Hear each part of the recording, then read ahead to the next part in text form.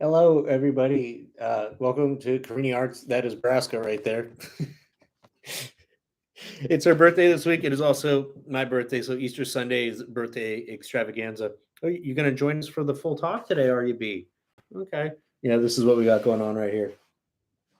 Kind of hard to work when I have her, but she's my big helper, my supporter. And I think that it's probably good to have her today because she's my little therapy animal, and today we're going to do a talk on mental health and mental health awareness.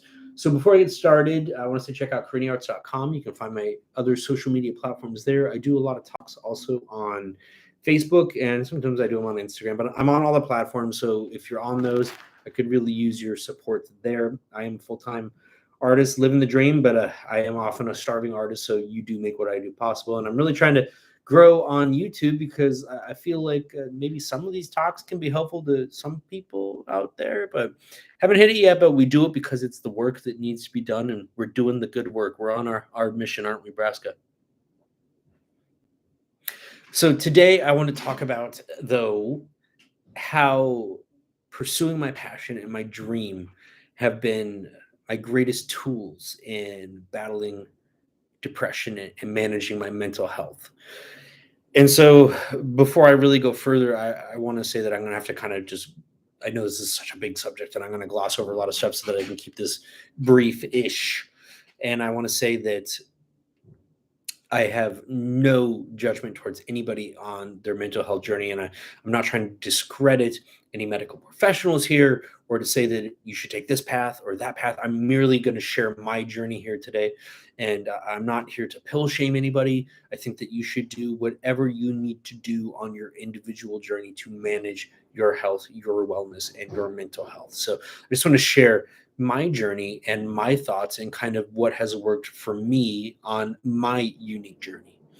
And so I'm somebody that has had my battles my entire life. Before I was a year old, my father took his life, and I didn't even know about it until I was 28. I had my issues up until that point, and then it was like, oh, this kind of makes sense.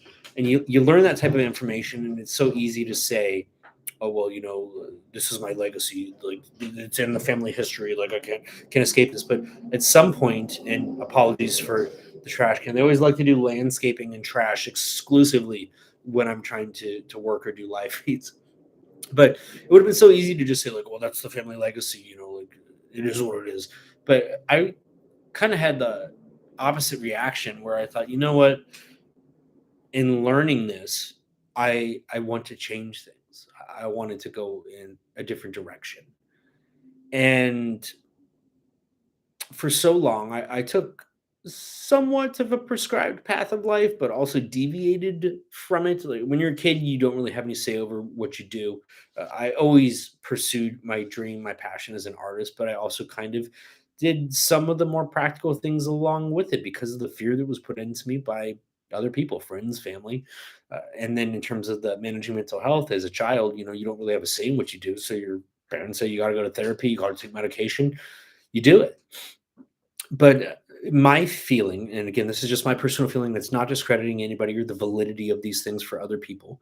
But for me, it was not necessarily helpful or beneficial. And it was almost more of a crutch or even a problem. And what I mean by that is, as it pertains to therapy, like you're a kid, there's a lot of things you don't know, just understanding wise. And a lot of people have difficulty looking into the mirror and having genuine, honest reflections and dialogue with themselves, looking in that proverbial mirror. But in talking to professionals, I never found it helpful because one, I knew that they were being paid to be there, and I know that they talk to other people. And so my thought process and in my mind, in the back of my head, if only on a subconscious level, I knew like, okay, well, if I no longer pay this person, they are not going to give me advice. They are not here by their own volition, their own free will. They're here because this is their job, this is their duty. They have to be there. And just knowing that took away from my ability to connect with them because I don't connect with a lot of people. I need to have a real genuine connection. I'm not a small talk person. I'm like get to the heart of the issue. I want to know in your soul who you are, and that's who I connect with. And because of that, I was never able to make that connection. And I never really thought that I learned anything that I didn't already know myself. And it's not to say that I'm also knowledgeable, but I really don't feel like I learned anything about myself. Sometimes if you're lost, they can point you along the way, and I will admit that perhaps that helped at times, but overall, cost benefit analysis, was it beneficial for me? No, and it's the reason that I stopped going and just don't want to anymore. Now, if it works for you, then great. Sometimes maybe they can show you the way and turn you on to things that you weren't aware of. But at the end of the day, it comes down to you and the dialogue with yourself and you doing the work. But I think that we look to these external sources like, oh, I need a therapist to help me with that, and I need a medication to help me with that. And for me, the medication, like, it masked something. It was a band-aid for one thing, but then it created a series of other issues, and then you plateau, and then you need more medication, and you just feed into this matrix, into this system where you just need more, you need more, you need more, and you start becoming so dependent upon these external sources and factors that you lose sight of the healing journey within yourself. And ultimately, at the end of the day, what it comes down to, healing comes from within. You can do all the external you want, but if you are not okay with yourself and who you are, and you do not mend from inside, you will always have missing pieces, and you will always just be throwing band-aids on. Now, I have a collection of paintings that I call my open wound series. And the idea is that sometimes you need to tear yourself open and expose your wounds so that they can breathe and you can heal. And I think that that was the journey that I really needed to take. So 2019, I was just done with life mentally, physically, emotionally, psychologically. I was done with everything.